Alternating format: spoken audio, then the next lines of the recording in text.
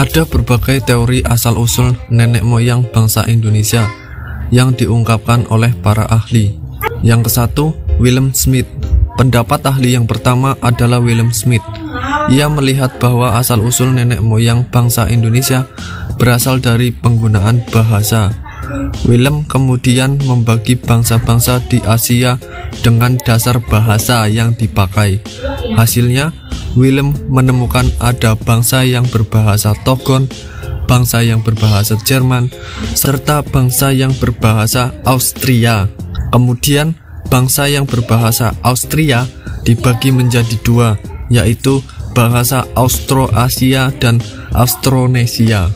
Bangsa-bangsa yang berbahasa Austronesia inilah yang disebut William tinggal di wilayah Indonesia, Melanesia, dan Polinesia. Yang kedua, Profesor Dr. H. Kern. Ilmuwan asal Belanda itu menyatakan bahwa bangsa Indonesia berasal dari Asia. Awalnya Kern melihat bahasa-bahasa yang digunakan di kepulauan Indonesia, Polinesia, Melanesia, dan Mikronesia punya akar bahasa yang sama, yaitu bahasa Austronesia. Pendapat Kern sekilas hampir senada dengan William Smith. Hanya saja Kern menyimpulkan lagi jika bangsa Indonesia berasal dari satu daerah dengan masyarakat yang menggunakan bahasa Champa.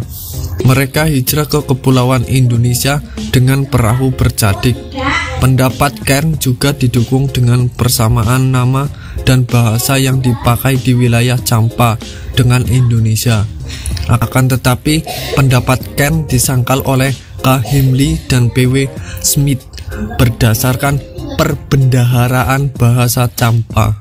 Yang ketiga, Van Hengeldern. Seorang ahli bernama Van Hengeldern percaya kalau bahasa Indonesia berasal dari Asia Tengah.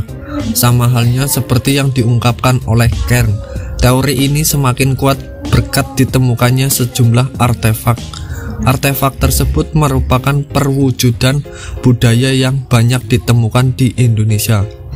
Sayangnya, saat diteliti lebih lanjut, ternyata banyak ditemukan kesamaan dengan artefak di dataran Asia. Yang keempat, Dr. Andes Muhammad Ali. Pendapat selanjutnya datang dari Dr. Andes Muhammad Ali yang mendukung teori Yunan. Ia mengatakan kalau nenek moyang bangsa Indonesia berasal dari hulu-hulu sungai besar yang terletak di dataran Asia. Lebih lanjut, ia mengatakan kalau nenek moyang tak langsung datang secara bergelombang, jadi dibagi menjadi gelombang pertama dan kedua. Gelombang pertama berlangsung tahun 3000 sampai 1500 sebelum Masehi yang disebut dengan Proto Melayu. Sedangkan gelombang kedua terjadi pada tahun 1500 sampai 500 sebelum Masehi yang disebut dengan Deutero Melayu. Perbedaan di antara kedua gelombang tersebut adalah kedatangan dengan kebudayaan Neolitikum yang khas. Jadi gelombang pertama datang dengan menggunakan jenis perahu bercadik 1, sementara itu gelombang kedua menggunakan perahu bercadik 2. Yang kelima, Profesor Dr. Sangkot Marzuki. Profesor Dr. Sangkot Marzuki meyakini bahwa nenek moyang bangsa Indonesia berasal dari Austronesia, dataran Sunda. Hal tersebut didasarkan atas hasil penelusuran DNA dari berbagai fosil. Ia juga menyanggah kalau nenek moyang bangsa Indonesia berasal dari Yunan, Cina. Menurutnya Homo erectus atau Pithecanthropus erectus tidak punya kelanjutan dengan kehidupan manusia saat ini. Pada akhirnya mereka punah dan digantikan oleh manusia dengan spesies baru.